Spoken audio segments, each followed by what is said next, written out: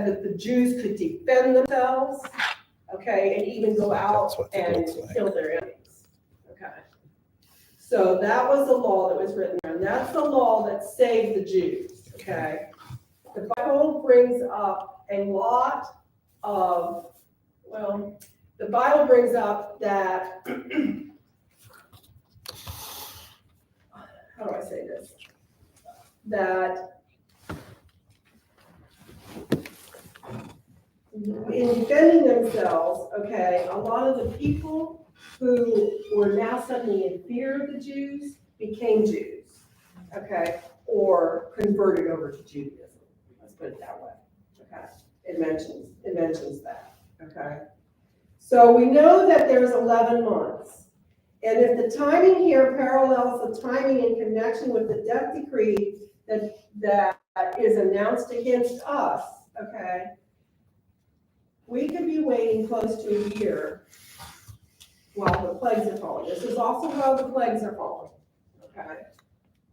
I think it's Revelation 18:8. Pastor, you can correct me if I'm wrong, but Revelation 18:8 says that, in effect, that the plagues fall in one day, but that is symbolizes a day for a year. Okay. There. So we also know in Matthew 25 or 24 and 25 that that Jesus tells us that time is going to be so terrible that he's going to shorten it. So we don't know how long we will be basically running for our lives or being protected by the mountains. Remind you of another group of people who also had to go to the mountains, okay? The Waldenses had to flee from the cities and live in the mountains, and they were tracked down there, and some of them were killed there too. I don't know if anybody's ever read the story of the Waldenses, but they had a brilliant general that God put in for them to help them, to keep them alive. And It makes cold. so God, is definitely on our side. There is one thing I wanted to read here.